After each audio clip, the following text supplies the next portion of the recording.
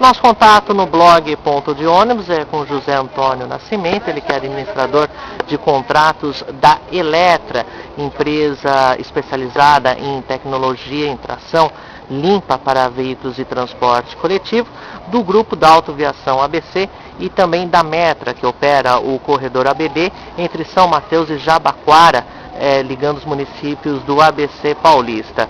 Hoje foi dada uma palestra aqui na FATEC, o interesse foi muito grande dos alunos. Isso mostra que há esperança para o futuro, porque são justamente esses alunos que serão os nossos futuros técnicos, futuros engenheiros e que estão interessados não só em uma profissão, mas com a sua profissão colaborar realmente com a natureza e com o bem-estar, né?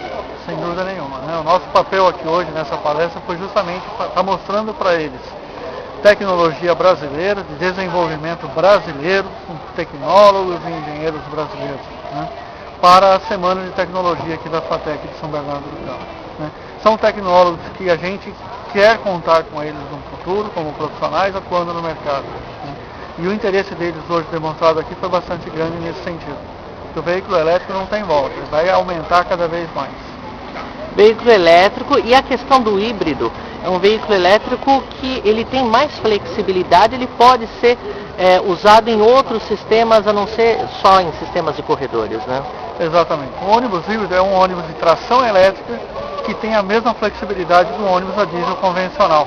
Por quê? Porque eu não dependo, né, de uma autonomia de um banco de baterias ou de um supercapacitores e nem de uma rede aérea para a alimentação desse veículo. Eu tenho um grupo motor gerador a bordo, que é a minha fonte principal de energia, e um pequeno banco de baterias que complementa essa energia gerada, né, para alimentar o motor elétrico de tração. Então eu tenho um veículo elétrico que pode trafegar em qualquer percurso, né, como um ônibus diesel convencional.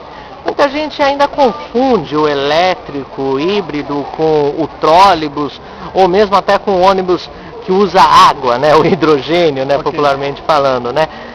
Em linhas gerais, como que é o funcionamento de um híbrido? O ônibus híbrido, tá? Quando você fala do hidrogênio, você está falando do ônibus híbrido também, né? Porque o que mudou aí? Mudou só a fonte de energia. Ao invés de eu usar um grupo motor gerador a diesel, eu estou usando uma célula a combustível, né? Então eu tenho uma fonte de energia principal, que é o grupo motor gerador. Ele gera energia em corrente alternada, passa por um retificador, né? Ele gera em 440 volts, né? Passa por um retificador, sai em 600 volts em corrente contínua. Se for um veículo de controle e motor de corrente alternada, vai para o inversor. Se for um veículo de controle e motor em corrente contínua, passa por um controle eletrônico a choque, IGBT, né? A partir desse controle eletrônico, a energia é direcionada para o motor de tração, para movimentar o veículo. Eu não tendo necessidade de toda essa energia gerada e tendo espaço no banco de baterias, essa energia eletronicamente recarrega essas baterias também, que é usada quando eu preciso de mais potência do que o grupo pode me entregar, né? No caso de vencer uma inércia, quando o veículo está parado, ou na hora de subir uma rampa, né? A eletrônica identifica essa necessidade e busca a energia do banco de baterias, que somada à energia do grupo motor gerador, são direcionados ao motor elétrico para movimentar o veículo. Basicamente é isso. Agora, um empresário de ônibus, a gente conhece alguns empresários, eles são bem conservadores e na maioria das vezes tem que ser mesmo, porque é um negócio que movimenta dinheiro e um negócio às vezes até de risco, né? E você está mexendo com vidas humanas, com vidas humanas, pessoas, né? Exatamente. Questão de custo-benefício. Um ônibus elétrico híbrido hoje já é financeiramente vantajoso? Sem dúvida nenhuma, tá? O custo dele de aquisição é mais alto, tá? Nós estamos falando aí de em torno de 50% mais caro no caso do ônibus de 12 metros. Quanto maior o veículo, menor é essa diferença. Por quê? Porque a eletrônica é praticamente a mesma. O que é que muda são as potências apenas, né? Então no ônibus articulado essa diferença já cai para 40%, no biarticulado já cai para 30% na aquisição. Só que você pode considerar aí outros fatores que são muito importantes e que tem que ser considerados na hora de fazer essa conta. O primeiro deles é a vida útil, né? A vida útil de um veículo elétrico é muito maior que a de um veículo a combustão. E o ônibus híbrido vai pelo mesmo caminho, porque o sistema de tração dele é totalmente elétrico, né? Então a vida útil do ônibus híbrido está estimada aí de pelo menos 30 anos, né? Então você pega no estado de São Paulo, ele pode rodar até 30 anos, enquanto que um diesel só pode rodar até 10. Né? Então só aí a questão da vida útil ele já se paga. Okay? Mas tem outros aspectos também muito interessantes. Né? O custo de manutenção é da ordem de 25% mais barato. Por quê? Porque, por exemplo, questão da frenagem. Além da frenagem pneumática convencional, eu tenho também a frenagem elétrica. Né? Então essa frenagem elétrica, ela bem utilizada, permite que eu vá trocar essas lonas de freio, os tambores de freio, 4 vezes o tempo depois do que de um veículo convencional. Então elas duram 4 vezes mais. Né? Outra questão, eu não tenho câmbio no ônibus elétrico. Né? O motor elétrico é ligado ao eixo de tração por um eixo cardan. Então a manutenção de um câmbio é muito mais cara, é bem mais cara também. Né? Outro aspecto é o motor a combustão que eu utilizo. Né? No ônibus convencional seria um motor de 6 cilindros. No ônibus híbrido de 12 metros eu utilizo um motor de 4 cilindros. Então só aí meu custo de retífica desse motor é um terço menos, fora o tempo. Ele vai demorar muito mais para ir para uma retífica do que o motor de um ônibus convencional. Né? Além da economia de combustível. Como eu tenho a frenagem elétrica, eu tenho também a regeneração dessa frenagem. Ou seja, esse movimento do ônibus, enquanto eu estou frenando até a parada dele definitiva, eu transformo eletronicamente o motor elétrico num gerador, gero energia elétrica com esse movimento e armazeno no banco de baterias. Ou seja, aquele diesel que eu precisaria para recarregar a bateria, eu estou usando a regeneração para recarregar. Então eu consigo atingir aí da ordem de 10 a 25% de economia também de combustível nesse aspecto. Além da questão ambiental, né, que é menos emissão de poluentes. E aí é justamente esse ponto que eu gostaria de abordar, que a gente falou da economia para o frotista, para a operação, que a economia para o frotista também é a economia para o passageiro, afinal é o custo de transporte que depois acaba resultando na tarifa. Mas para o poder público também tem as chamadas externalidades, por exemplo, o ponto positivo da questão ecológica, né? Exatamente. Então, como eu trabalho com um motor menor, a primeira impressão que dá é que eu vou consumir menos e emitir menos. Não é exatamente o tamanho do motor que diz isso, mas sim a maneira como esse motor vai trabalhar. Né? Eu trabalho em rotação constante, né? Esse motor trabalha em rotação constante, então eu não tenho transientes nele. É onde normalmente eu gero a maior quantidade de gases e de partículas que são jogadas no ar. Né? Seriam as acelerações e desacelerações, momento de troca de marcha. Né? É nessas horas que eu gero maior quantidade de fumaça e de gases. Como esse motor trabalha em regime constante, próximo do ponto ótimo dele de trabalho, então eu tenho uma queima de combustível melhor com menos emissão de gases. E não tenho os transientes. Com isso, eu consigo emitir menos 90% em termos de material particulado, né, que é a fumaça preta, você praticamente não vê essa fumaça nos ônibus híbridos elétricos.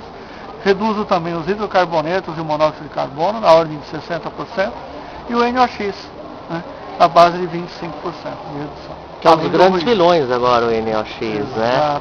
Dos pulmões, né? Exatamente. Agora, como que é que funciona? O motorista dá a partida normal e aí aciona o motor diesel primeiro?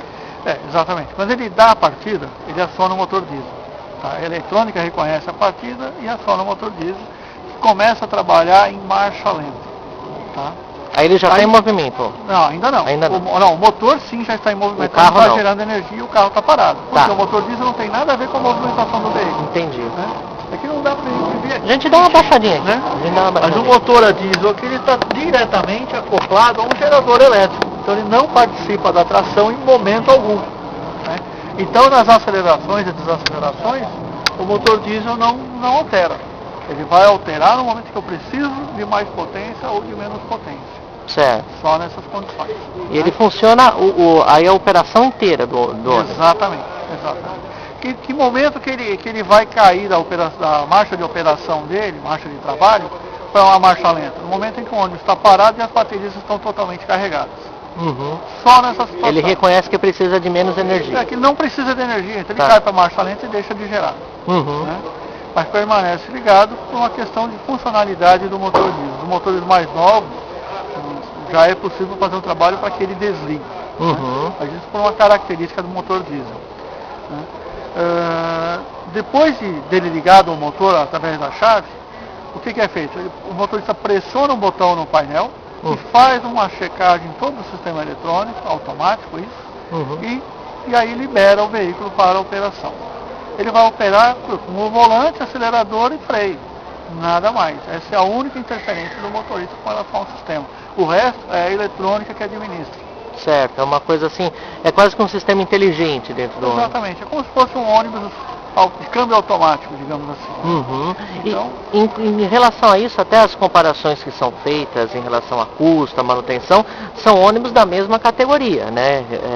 Não são comparados, por exemplo, exacerbadamente um ônibus a ar-condicionado, o preço de um ônibus a ar-condicionado com ônibus motor dianteiro, sem ar, sem nada. Você tem que comparar banana com banana, maçã com maçã. Não dá para você fazer esses comparativos de maneira irresponsável, né? Certo.